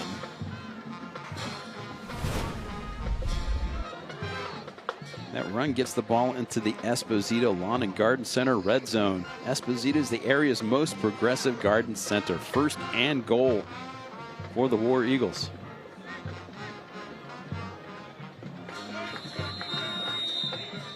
Timeout, Wakulla. Might, if you're in the 5+, maybe think about kicking a field goal, but I would think if they get it down at least to the 5, they're probably going for it, and it wouldn't surprise me if any fourth down they're going for. Cleese rolling to his right. Trying to direct traffic downfield. Fires the ball to the end zone. Incomplete. Yeah, he just ran out of time and room to run there, so he just chucked it out of the end zone. Smart play by Cleese. Don't move that ball back anymore. Jordan Barnes was in the area of the pass. Second and goal. Godbolt and Ransom next to Cleese. This will be Godbolt on the carry. Takes the handoff. Nice job by the Chiles defense. Jacob Stats with the tackle.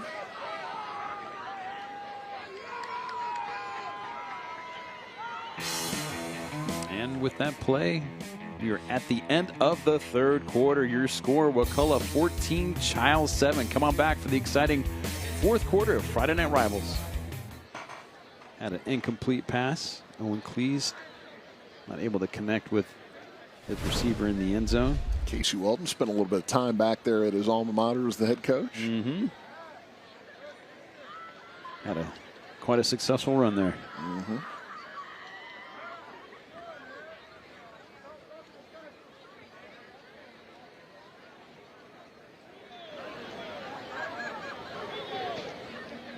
Okay, eligible man downfield. Okay, call that incomplete. I'm going to call it decline. Bring up a fourth down. They're going to kick it here.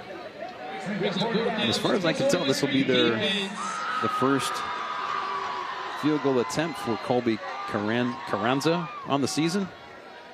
He was 7-9 on PATs coming into the game. Left-footed kicker gets ready. It is up. And good. Wakulla now up to a. Oh. Well, he got hit too. Yeah. Flag is down. Oh, boy. Well, it's from.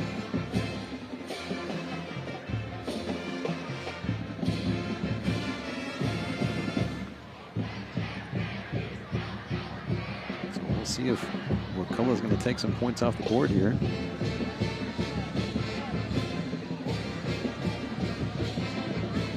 I don't think they would.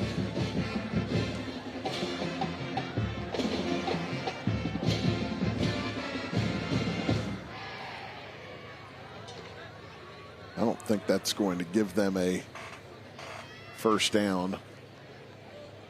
Yeah, it was just running into, so take half the distance and get fourth down again. I don't think you want to do that.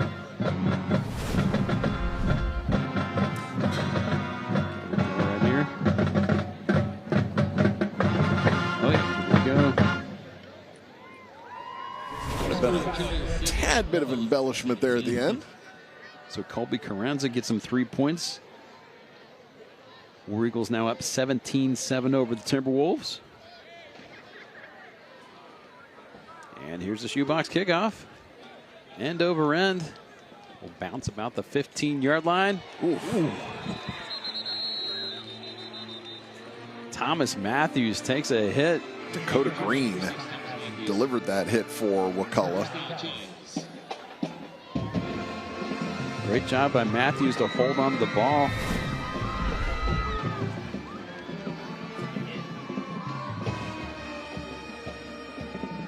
Great concentration, but as soon as he corrals it and comes down, he gets blasted.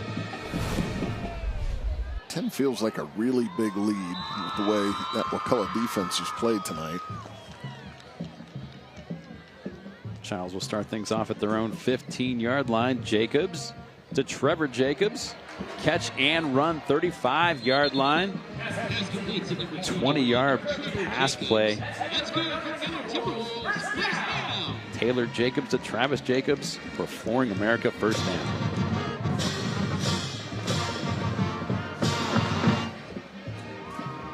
Co-offensive coordinators for Chiles. John Hernandez down on the field, and then Taylor Jacobs Sr. up top, eye in the sky.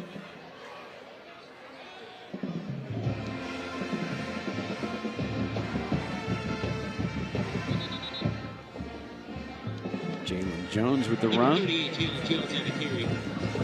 4 yards on that play.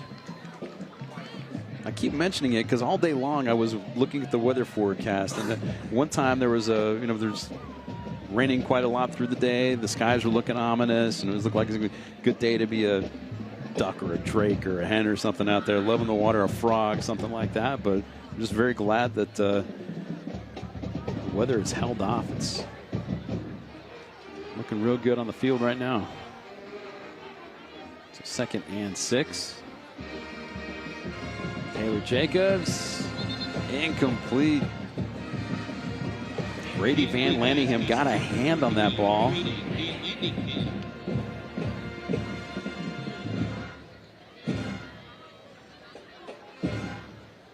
I'm not sure if he turned around just a tad later, if that ball was thrown just a tad early, but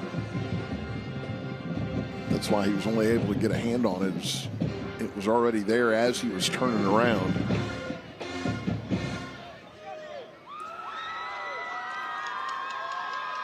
Third and 6 for Chiles. Jacobs reverses field. Tries to get through the defenders, coming close to the sticks, just not able to make it. He got a yard short of the first down marker. Now will Chiles go for it here? Here, 1 yard, maybe a hair inside, right at a yard. Down 10, 9:46 to play.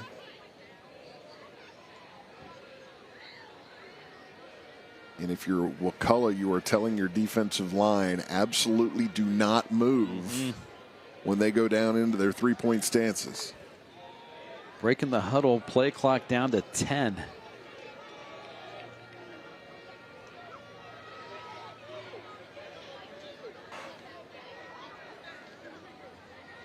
Ball is handed off. A first down and more. Ball all the way down to the 40-yard line of the War Eagles. That is Jalen Jones for a big Flooring America first down.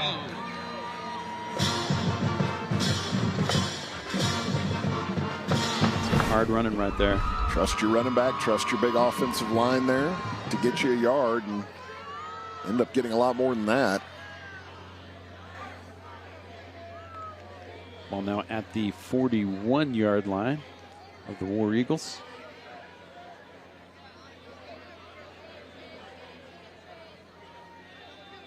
Jacobs. Incomplete. I think that one, I don't know whether that slipped out of the hand, came out too hot, or if that was, he was expecting that route to be a little bit deeper. Thomas Matthews was in the area of that pass.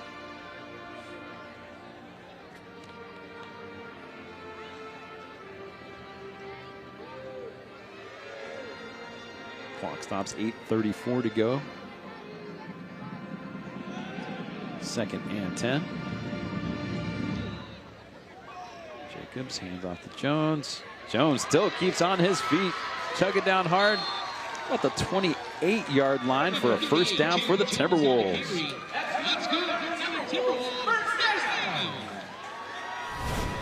And it's just felt to me all night like when they've had their best success, the inside runs between Jones and Clark.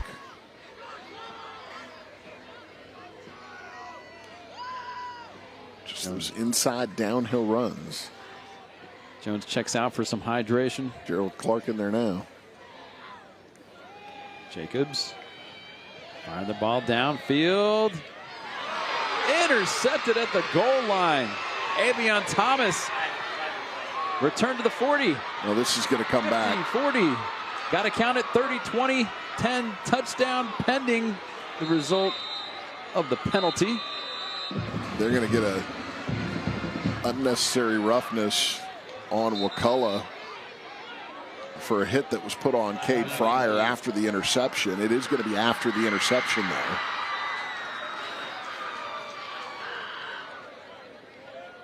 So to negate a 100-yard INT return touchdown from Avion Thomas. He's going for Fryer there, and underthrown a little bit. Thomas made the pick, and then he took off. The block was really, it was behind the play. I don't think Fryer's going to get Thomas in that case. And Eric, any idea? Well, they called it. You're going to see the hit right here, left side of the screen. After the interception, you'll see Fryer as Thomas takes off right there. Okay. Yep. That was the penalty.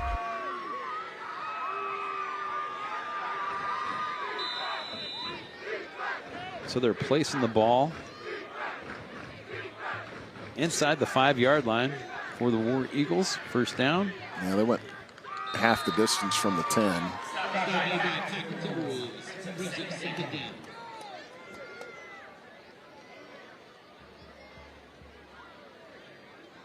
Not much on that rush attempt. Called it a blindside block. Was officially the call there. Second down, handoff. Stacked up by Chiles. Good play by their defense.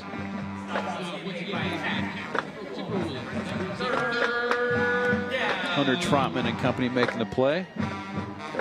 3rd and long for the War Eagles. Clock continues to tick down. I think Coach Cleese was arguing in that case that it was a hard block. It was not a blindside block. But Cleese. Pass caught. Well, that's a good answer by Chiles' defense after the interception. I will say this, on that call, there were 2 officials right there who both threw their flags on it. So you had 2 different guys who were right on top of the play that both threw flags.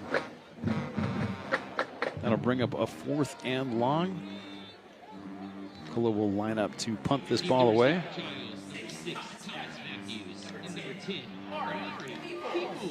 Matthews and Peoples both back to return this punt from Owen Cleese.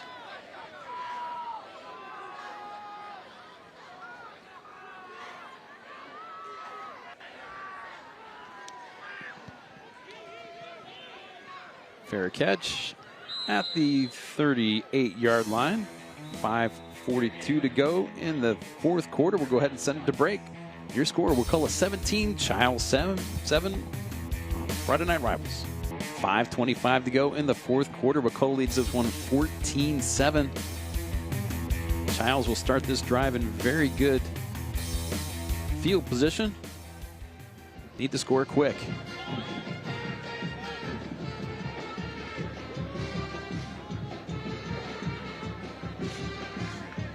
From the 38-yard line, 1st and 10. It's offsides against Wakulla. 4th one of the night.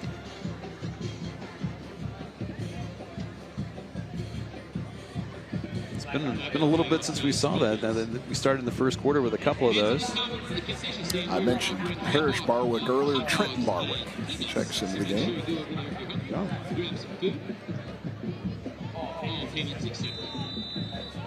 Actually, that's a false start call. They're going to march it back 5 against Chiles.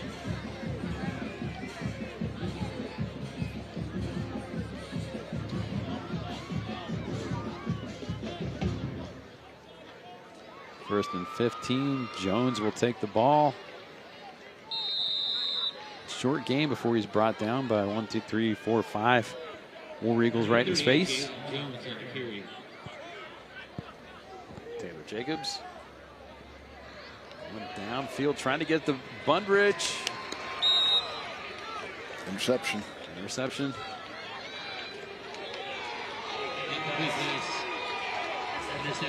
Jalen Jones makes the interception for Wakulla.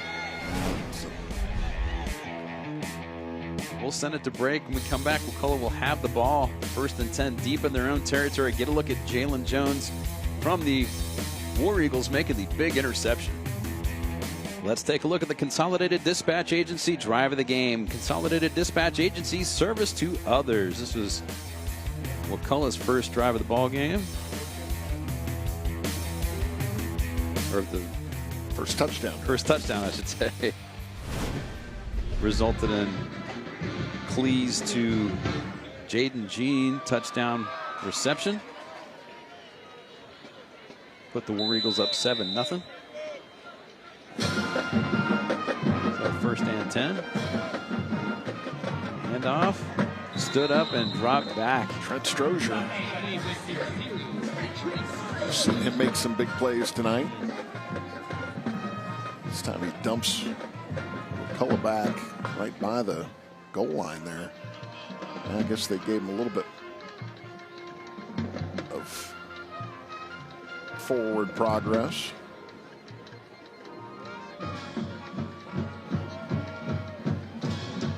So we need to mention the Chiles is playing this ball game without their returning leading tackler Bryson Floyd, who broke his hand.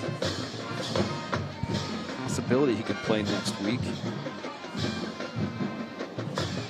Saw him walking around with the hand in a plastic bag before the game, trying to keep it from getting wet.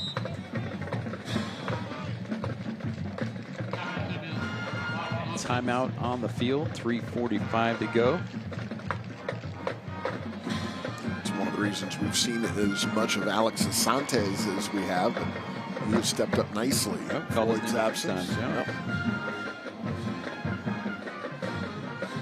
Don't forget, folks, next Friday night we will have the same Chiles Timberwolves taking on the Rickards Raiders.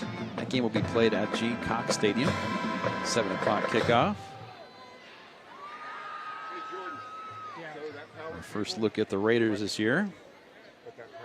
2-0 heading into a game last night. They took a loss.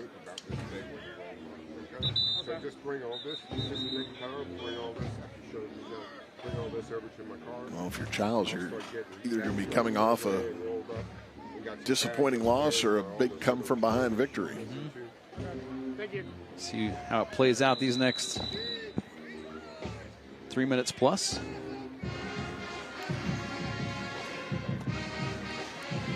Second and long. Wakulla deep in their own territory.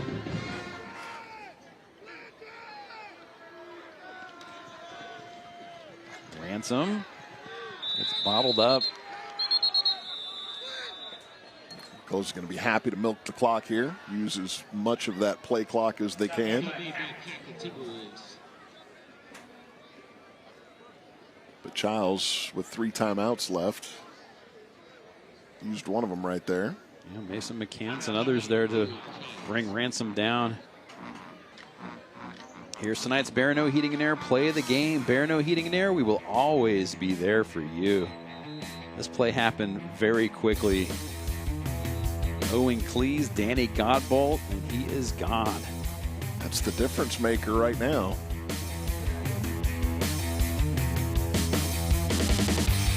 Very much like a play that Florida State gave up a lot earlier this week.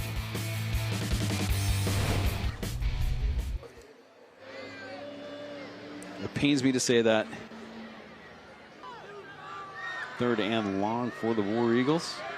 Cleese going to hand off to Ransom again. And Ransom again is stacked up and brought down. 1, 2, 3, 4, 5, 6. Timberwolves there. Stacked it up. Clock continues to roll. Actually, clock stops with the timeout. They've had a couple of drives in this 4th quarter like that, where they've kind of started off in good field position, but just some deep throws downfield, getting going the wrong way. Wakulla making the key interceptions deep in their own territory. Feels a lot like last year's game. Yeah. Feels a lot like last year's game between these two. That was a 21-17 Wakulla win. Cleese, they went after him. Caught by Matthews, 35-30. And down to about the 27-yard line. Need to score quick. And then you're probably going to be in a position where you've got onside kick it with just 1 timeout left.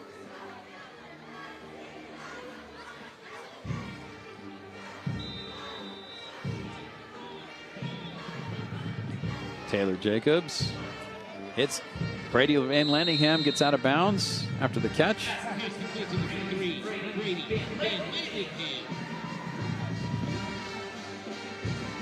Gained about 3 on that play. Clock stops at 3:02.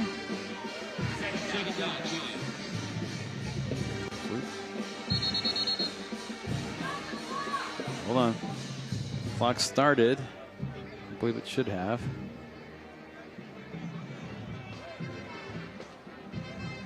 Chiles is ready to run a play, but they're 2 officials short out there right now. I think they're still trying to get the clock situated.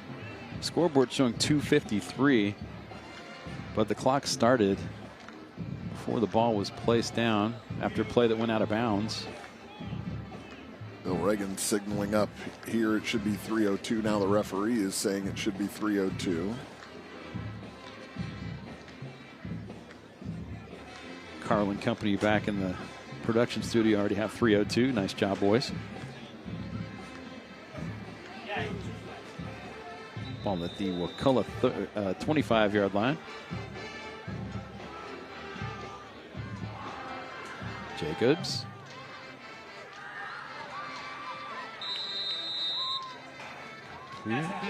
Out of bounds. Cadet with the big play. Gonna get them closer to the stick. It's just a couple of yards shy of the first down. Gets out of bounds to stop the clock. Sure, they're going to try to take as much of the sidelines as they can get in the passing game here.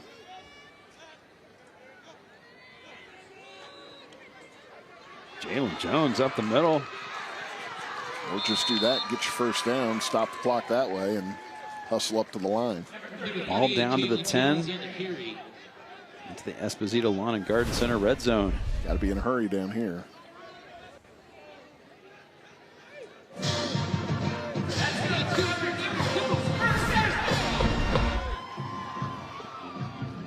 Oh, high snap. Jacobs. Another turnover. Jacobs not able to contain the ball. Wakulla dives on it. And that should be the ball game, folks. Huge play. Chris Smith with the fumble recovery. Like I said, that game last year between these two, 21-17 Wakulla win, just felt like there were so many untimely turnovers by Chiles, and this one's kind of playing out the same way. Looked like Jacobs was trying to make something happen, you know, pick it up and try to make a play. Just was not able to grab that ball. Wakulla will take over at their own 28-yard line. Cleese, Barnes gets to the edge, stays in bounds wisely. Actually now goes out of bounds. Able to get about 8 or 9 yards before he gets out of bounds.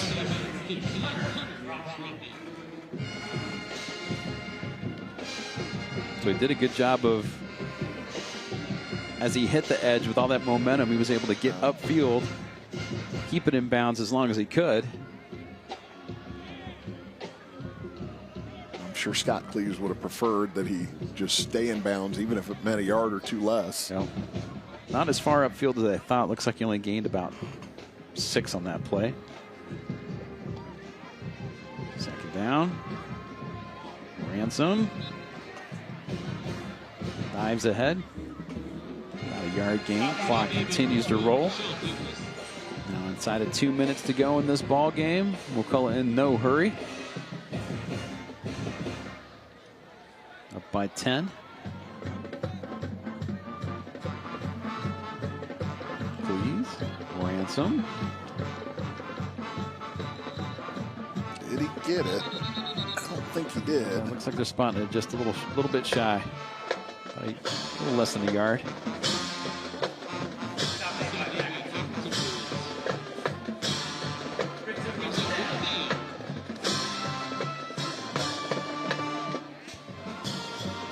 have some freakish things happen here in the last minute 30 for Chiles to pull this one out. So 4th and 2. Wakulla's offense stays on the field. Trying to get the defense to jump offside. 14 seconds on the play clock.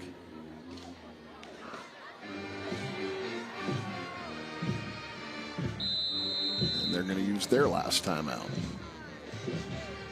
Eric, as an offensive lineman in a situation like that, how painful is it to stay in a stance that long? Yeah, as he gets under center. Well, when you're 17 years old, it's really not painful at all. If you ask me to do it at 56, there isn't a chance in the world that I'm going to be able to. I've seen you walk down the stadium stairs. I know better than to ask your age to do that now. But yeah, I'm sure that even at 17, at that, I mean, I saw some guys kind of slowly kind of shifting back a little bit in their stance, but nothing called, of course. But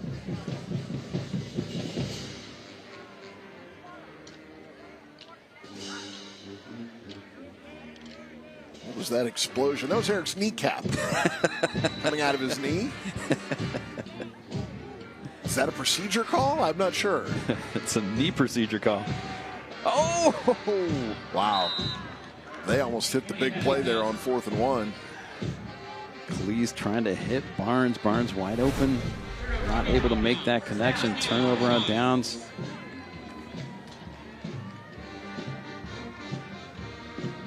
Oof. Wow. That's the one that Jordan Barnes would like to have back. It is a little behind him, but he got both hands on it. You've got to make that catch. Well, let's go ahead and highlight our Barineau Heating and Air player of the game. Barineau Heating and Air, we will always be there for you. There he is right now, Danny Godbolt, player of the game. Heck of a job tonight. Saw him make that long catch out of the backfield for our play of the game that resulted in a touchdown. Jacobs to Jacobs. Connection goes about 4 yards. Clock continues to roll. Jacobs.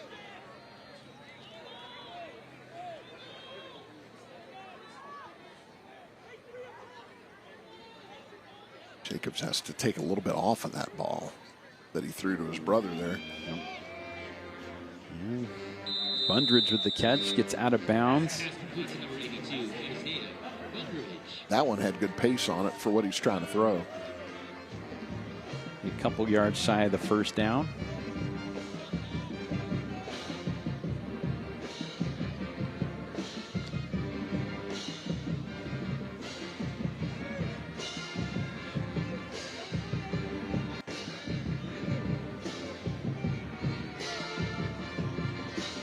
Jacobs looking left, throws that way, caught, and first down for Chiles. But that does not stop the clock. It will stop it for the chains, but it does not stop it going out of bounds. Isaiah Bundridge catch, good for a Flooring America first down. Flooring America, where friends send friends.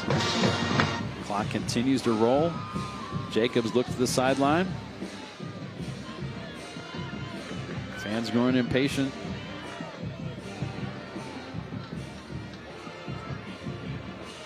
Yeah, I mean, you got about 13 seconds to roll off the game clock there while you're trying to call a play to the quarterback. Jacobs firing to the end zone, up and caught for a Timberwolves touchdown. Now here's the thing. 12 or 13 seconds to try to get the play in there. It results in a touchdown, but now if you kick the extra point, you've got a 3-point game, you recover the onside kick. Are you going to be kicking yourself for that extra 12 to 13 seconds? Yep. Great job. Taylor Jacobs to Isaiah Bundridge, jumps up. Great catch into the end zone. 6 points for the Timberwolves. Well, that's a good throw, too. It's right there in that particular situation. You throw that in a spot. Only Bundridge can come up with it, and he makes a great play on it. Weston Trawick touchdown. Hagen Purdue comes in for the extra point. Up. And good. We're now 17-14. 19 seconds to go in this ball game. Exciting finish.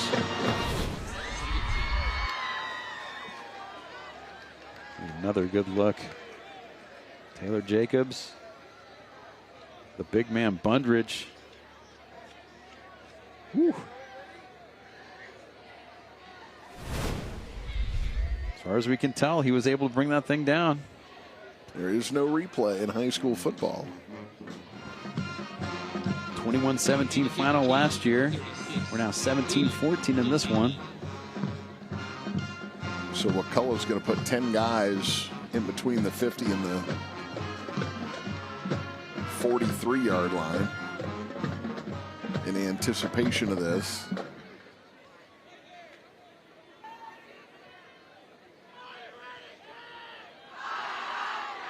This is Liam Delaney. And you see him kind of taking a little warm-ups there. He's got a spot that he's trying to hit with his toe on this. And that first bounce was too much on the first bounce there. You're trying to get that second bounce, get that high second bounce. Onside kick recovered by Julian Harvey. Wakulla's a snap away from putting this ball game away. It's usually you got it a little bit too low on the ball. Hit it too high, the ball kind of just trickles off the tee. Hit it too low, you get that kind of little bit of a line drive motion that he got there. Shotgun snap. Corralled by Cleese, knee down. And Wakulla is 7 seconds away from winning this ball game. And that's the ball game. Your final score, Wakulla 17, Chiles 14. We're going to go ahead and send it to break, but come on back. We're going to have some fun stuff for you. We're going to have a trophy presentation. It's a Friday Night Rivals on Tallahassee CW. Welcome back to the Woods. Your final score once again, Wakulla 17, Chiles 14. Emily Peters is down on the field with the victorious Wakulla War Eagle squad. Emily. Ben, victorious they are. They are now 9-0 on Barineau Heating and Air's Friday Night Rivals, presented by Consolidated Dispatch Agency. And a special congratulations to you, Danny. You are our player of the game. And congratulations to the War Eagles. 9-0.